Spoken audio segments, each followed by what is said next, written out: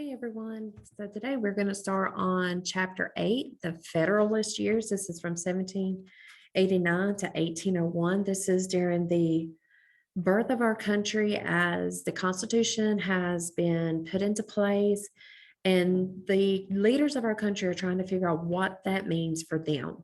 This has never been done before. There's no, at this time, no successful working constitution anywhere in the world. So what does this mean for the United States, and how can they make this work? And there's going to be some bumps along the way, but George Washington, our first president, really does a great job of doing his best to ensure that the country turns out the best it can. All right, so the first section we're looking at is launching the new government. And with that, there's lots of new things. Like I said, this is all new.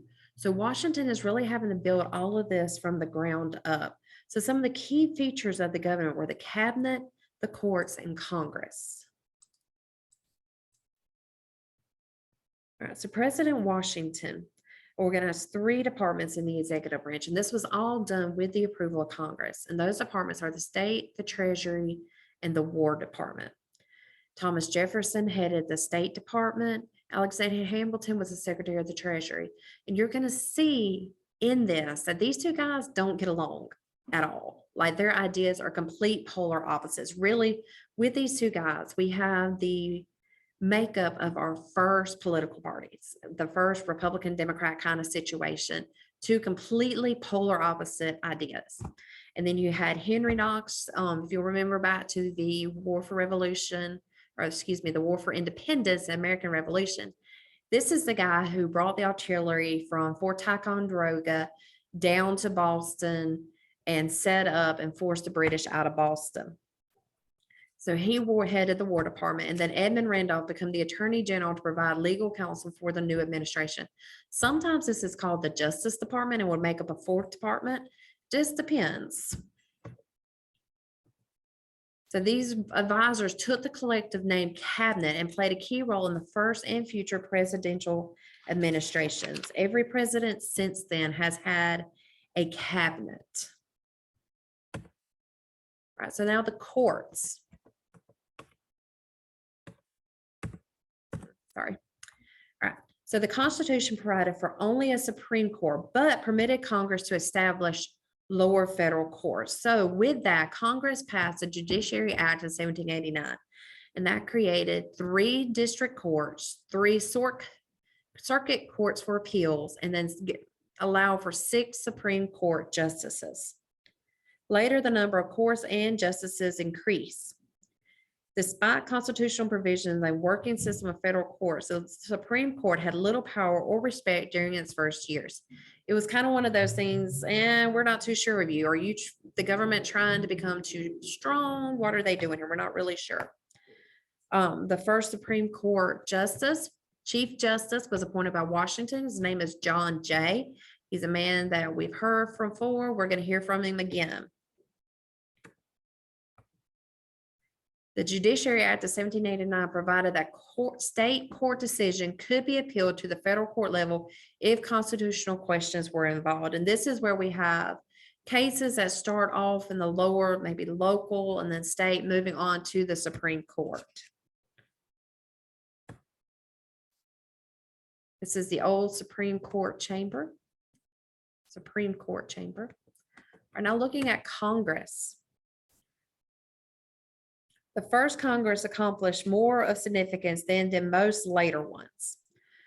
Some of those things that they were able to accomplish were a Bill of Rights. They helped to organize the executive, which is the president, and the judicial or the court branches of the government. And they secured financial stability, which was important for our country. We needed for the rest of the world to have faith in the United States and to give us the respect we needed. We needed to have that financial stability. James Madison was a leader in the House of Representatives. Again, he's another guy we've already heard from, and we'll hear from him again. Congress had a debate at the time of what they wanted to call their president. John Adams favored His Highness, the President of the United States, and protector of rights are the same. that's a lot. So they finally got brought down to simpler, just Mr. President. And then Congress had to figure out how to resolve a huge national debt without raising taxes. They didn't want to get back into the system of taxing, and to the point that the people get upset with them and possibly revolt again. So they knew that they had to become financially stable, but they couldn't do that at the expense of making their people mad. Congress at the time had a salary of $6 a day. But a lot of those congressmen didn't even take a salary for a while. George Washington did not take a salary.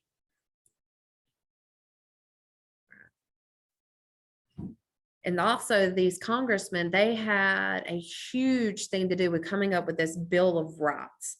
A lot of the states only said that they would ratify the Constitution if a Bill of Rights was added. So they had to come up with these Bill of Rights. These are the first 10 amendments to the Constitution. The First Amendment deals with freedoms of the speech, press, and religion. Amendments 2, 2, 3, and 4 deal with the security rights of the individual.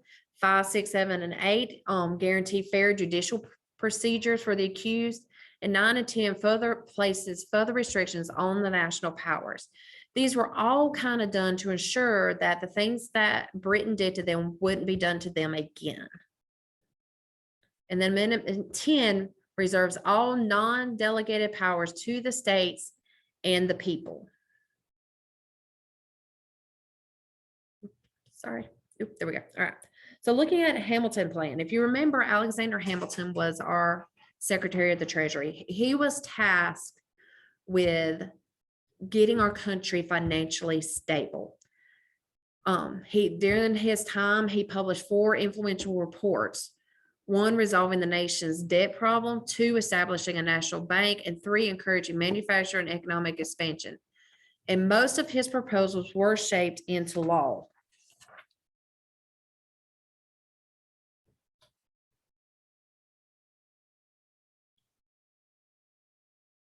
So taking a kind of a deeper look at these, Hamilton's report on the public credit called for was a way for the government debt to be paid. Debt funding proposed that the federal government give bonds paying 6% interest to those the Continental Congress owed money for goods or military services provided during the war. The bonds were to be recognized as a currency, which is a procedure called monetizing the debt. And then another part of it was assumption.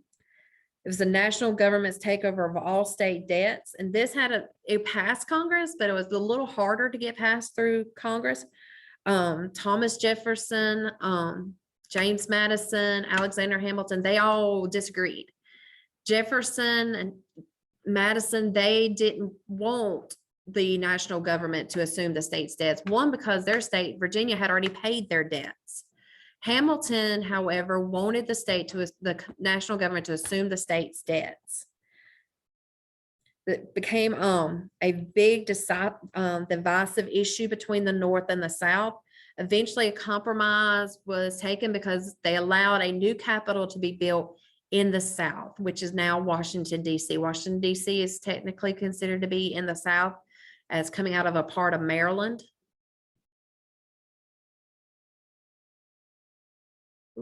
Sorry. Right. Another part of Hamilton's plan was he wanted a national bank, and he was wanted to use the national bank to issue uniform currency, meaning one currency that everybody in the country used. Instead of each state making up their own currency, everybody in the state would use the same currency. And then another was to be able to use the bank to offer business loans. Again, Madison and Jefferson are against Hamilton, and they challenged the constitutionality of a national bank. Hamilton argued that Article 1, Section 8, Clause 18 of the Constitution gave Congress the authority to do what's necessary and proper to fulfill its duties. In other words, if the Constitution specified an end, then the unspecified means could be used to reach that end. But Jefferson, however, believed that what the Constitution did not permit, it prohibited. Meaning if the Constitution didn't specifically say it, then it prohibited. So in this case, the Constitution didn't specifically say a national bank is constitutional, so therefore it prohibited it. Washington was persuaded by Hamilton's convincing arguments and signed the bill into law. So the first national bank was created. So this is going back to what we were talking about with how they interpreted the Constitution. Hamilton, he was a loose constructionist, meaning that he interpreted the Constitution very loosely. Jefferson was more strict. If it didn't say it, you don't do it. All right. The next section is emerging political parties. Despite Washington's best effort, he did not want political parties. And his farewell speech later, he would speak against political parties. But there was only so much that he could do. And these political parties began to emerge.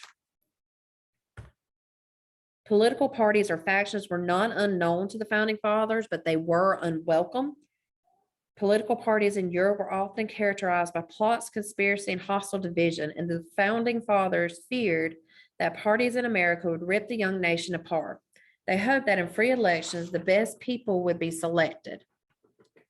This is why in presidential elections, before the growth of parties necessitated an amendment, which would be the 12th Amendment, the candidate receiving the most electoral votes would be president, and the second place candidate would be vice president. The founders assumed that leaders would act in the interest of the public, not in the party. Although the idea was noble, it was not always realistic. So during the 1792, opposing political groups emerged. You had the Federalists and the Republicans, or the Republicans at the time were also called the Democratic Republicans. Federalists were led by Alexander Hamilton. Remember, he is more loosely interprets the Constitution. He, from the North, supports more industry, economic base. The Democrats that were called Republicans, but this is not the modern Republicans that they are now. They were led by Thomas Jefferson. He was from the South. He believed in a strict interpretation of the Constitution. He believed in oh,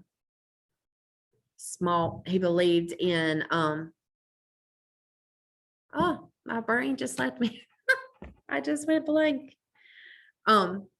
But he believed in more agricultural base. Excuse me, there we go. That's what I was looking for. So Washington, despite his best efforts, had these political divisions in his own cabinet. And there was lots of conflicts within his cabinet. Jefferson and Hamilton were polar opposites. We've kind of talked about this today. The two essentially different views of America reflected in regional and economic differences. So if we look at this is some of the differences between the two. The Democrat Republicans, some of their social composition of the Republicans, their supporters included small farmers, small shopkeepers, frontier settlers, and craftsmen. It was most popular in the South and West, whereas the Federalists, their supporters were merchants, bankers, manufacturers, most professionals, and some wealthy farmers. It was most popular in New England and on the Atlantic coast. Looking at their governmental views, the Federalists, they favor strong though limited central government and weaker state governments, favored a government led by those with wealth and education. They wanted to keep voting rights limited. This is called limited democracy, and favored loose interpretation of the Constitution.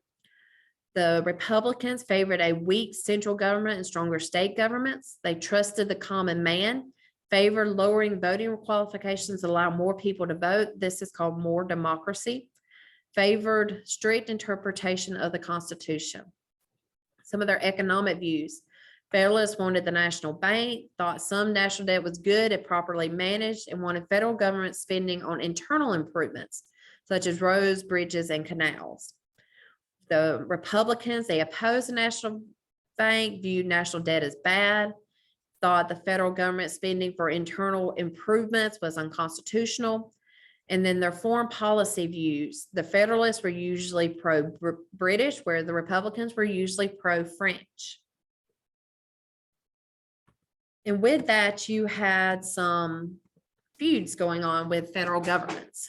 So the French Revolution erupted in 1789, just months after America inaugurated its new constitutional government. And at first, America cheered on the French. They thought it was a good thing that they were having their own revolution. But if you know anything about the French Revolution, it quickly turned bad. People started losing everything from the neck up. You had the guillotine and all. If you were ever had any kind of royal blood, any nobility, you were imprisoned and beheaded. It was just a very bloody time in France. But backing up a little bit, according to the 1778 Treaty of Alliance, America was obligated to come to the aid of France during wartime. This was done because France had helped America out during their war. So it's kind of a we help you, you help us kind of thing.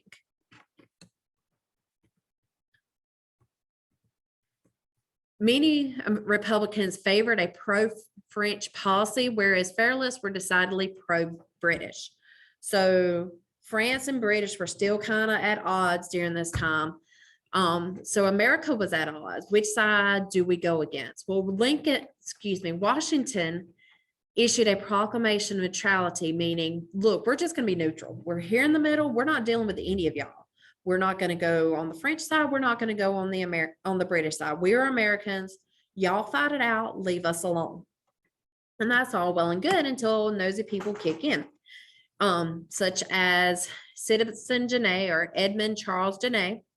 He was a French ambassador who came to the United States and went on this grand tour trying to gather followers for the French cause. So while he's doing all this, being very festive and upbeat, the president kind of nicely reminded him that the United States was neutral. Like, okay, it's great that you're here, but you can't try to turn our people to the side of the French. And it continued just to deeply divide America. You had your French and your British supporters. Eventually, though, Genet was supposed to be sent back to France because of what he did. But they found out that if he went back to France, he would be killed as soon as he got there. So Washington allowed him to remain in America on the condition that he kept quiet, basically gave him amnesty. So Genet, he settled in New York, was quiet, eventually married the governor of New York's daughter, and everything was fine. But it left the country deeply divided. British attacks on American ships further complicated Washington's effort to keep the country out of European war. And then we had John Jay. If you remember, he was the first Chief Justice of the Supreme Court. And he comes up with this treaty to help the U.S. get out of a bad situation. And it really was not the best treaty. It was not very popular. So in 1793, the British began attacking American ships and practiced impressment. Impressment is the British going onto American ships and making the American sailors sail for the British. Or if they found a deserter from the British Navy on an American ship, bringing them back and making them go back to service with the British. British violations of American neutrality especially enraged Republicans, many of whom were eager to fight England. So in 1794, Washington sent John Jay to settle this dispute between America and Britain. So in addition to the neutrality issue, he was discussed Britain's promises to remove all troops from the Northwest Territory and to settle pre-war debts. So Jay returned with a treaty that seemed to gain little from Britain. The British promised only to remove its soldiers. Sorry. All right. So the British promised only to remove its soldiers from American territory and offered to pay compensation for the previous year of raiding by the British Navy on American shipping. Given the U.S.'s weak bargaining position, particularly because of the nation's lack of a navy, the Jay Treaty was probably the best agreement that could be reached. Republicans announced the treaty as pro-British, and it barely received Senate approval in 1795. Despite the House against the Federalist Treaty, Jay's negotiation achieved one outstanding result. They avoided war with Britain. It was very divisive time in the nation. People even made effigies of John Jay and burnt them to show their distaste for his treaty. And then we had the Whiskey Rebellion. This would come about because of discontent over Hamilton's economics policies. He had proposed a tax on whiskey, on the production of liquor.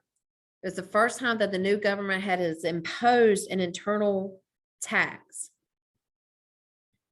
So in Western Pennsylvania, discontent turned into violence against the government. Make sure. President Washington's response was decisive. He summoned 13,000 militiamen to crush the Whiskey Rebellion and initially took command of them personally. Alexander Hamilton rode alongside the president. When the huge army reached the western counties, the rebellion collapsed. The few that were captured and convicted were later freed by the president. But Washington has made his point. The national government possessed the strength and will to enforce the law. This was the only time a president personally led troops while occupying the office.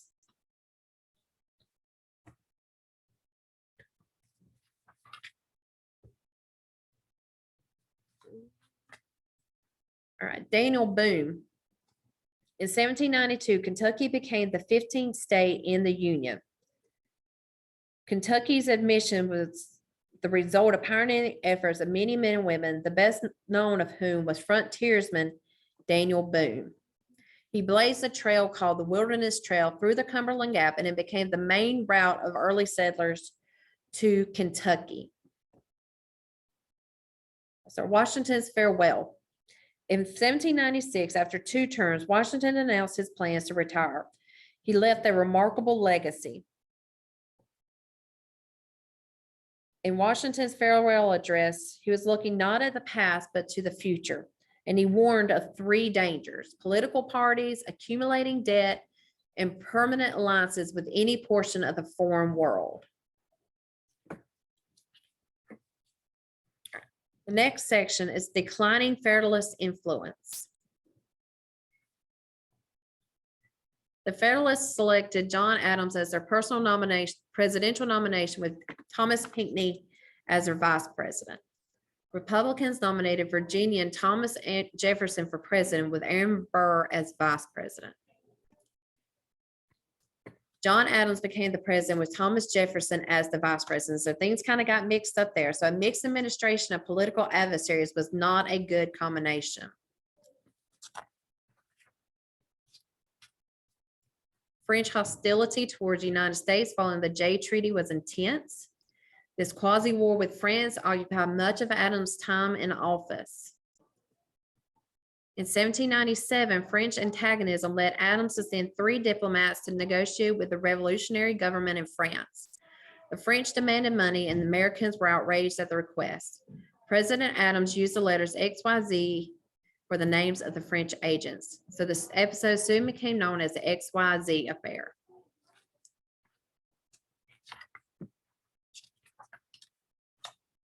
French arrogance in the Thexyz Affair raised a cry in America: millions for defense, but not 1 cent for tribute. Congress authorized a larger army. Congress formed a Department of the Navy and funded a strong shipbuilding effort. Adams renegotiated with Napoleon, and France promised to leave American ships alone and to suspend the Treaty of Alliance. Hey. Check page. I don't know. All right. So with the Alien Sedition Act, the Federalist controlled Congress sought to silence their political opponents. The anti-French sentiment that swept the country in the late 1790s provided the Federalists with an important political opportunity, since Jefferson and his Republicans had identified with the French cause from the beginning. So looking at some of those acts, you had the Alien Act, which placed restrictions on immigrants, particularly the French and Irish, ethnic groups that were predominantly Republican. The Sedition Act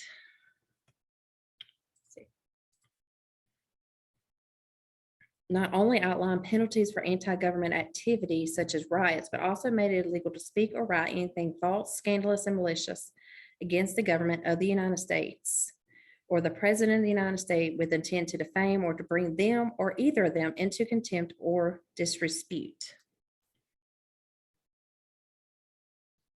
Although fewer than a dozen people were convicted under the Sedition Act, the Republican Party was clearly the target of the law.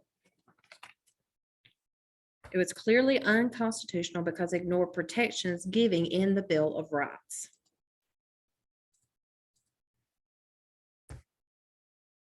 So Jefferson responded to the Alien Sedition Acts by writing the Kentucky resolutions. And at the same time, or a little bit later, just a month later, Madison wrote the Virginia resolutions. Both lists of resolutions opposed the acts as a violation of the First Amendment. Sorry, let me back up here. The resolutions held that under the Constitution, the national government existed by extension of the states, and by extension, that the descendant states can nullify or declare invalid government acts that the states considered unconstitutional. The nullification theory would gain importance a generation later when we start looking at the American Civil War.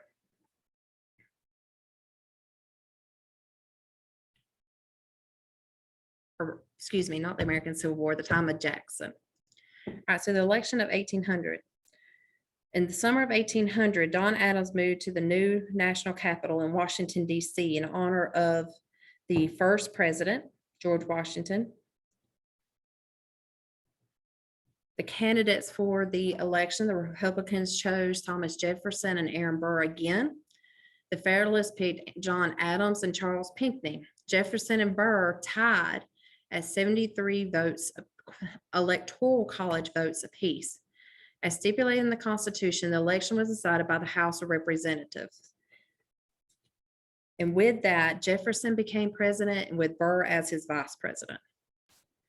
And soon after the election, the 12th Amendment was added to the Constitution and called for electors to cast separate ballots for president and vice president.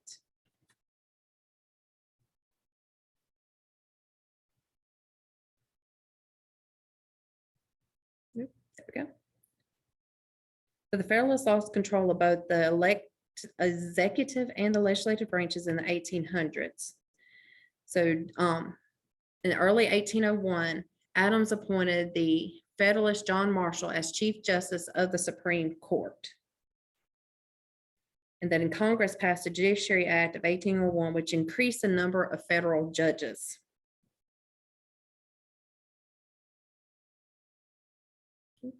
Adams was accused of staying up until midnight before Jefferson's inauguration, signing commissions for new judges, new Federalist judges, and these appointments were called the midnight appointments. Jefferson made reference to his opponents losing control of the executive and legislative office by begrudgingly remarking that the Federalists had retired into the judiciary as a stronghold. When Jefferson took the oath of office, Adams did not stay to watch what he believed was the beginning of national ruin. After 30 years of public service, the old patriot returned to his home in Quincy, Massachusetts to retire. Contrary to the predictions of Adams and the Federalists, the nation did not disintegrate following Jefferson's inauguration. 2 terms later, Jefferson also retired to Monticello, nestled in Virginia's Blue Ridge Mountains. After a few years, the 2 ex-presidents started corresponding and becoming friends again. The lengthy letters of these presidential pen pals are more than witty commentaries on national politics. They reveal true friendship, the healing of old wounds. Even in death, the 2 men who at one time despised each other were knit together. On the 50th anniversary of the Declaration of Independence, the documents that brought Adams and Jefferson together in 1776, both men lay on their deathbeds. Adams' last words were about his old enemy and new friend. He whispered, "Thomas Jefferson survives." Ironically, his friend had died at his home in Virginia a few hours earlier. The relationship between John Adams and Thomas Jefferson illustrates more about the 1790s. The formative Federalist decade established national supremacy and enduring precedents, but it also produced deep political divisions. In time, those wounds would heal. After some maturing, the political parties brought healthy competition, not open conflict, to America. The fiery trials of the 1790s tempered the young nation, fitting it for a growing role at the dawn of a new century. So that is the end of our chapter 8 notes. You can go back on my YouTube channel to watch this video if you need to catch up on any of the notes that you may have missed. If you have any questions, please feel free to email me or to shoot me a text, and I'll get back to you just as soon as I can. Listen to Miss Wise, be good, and I'll see y'all soon.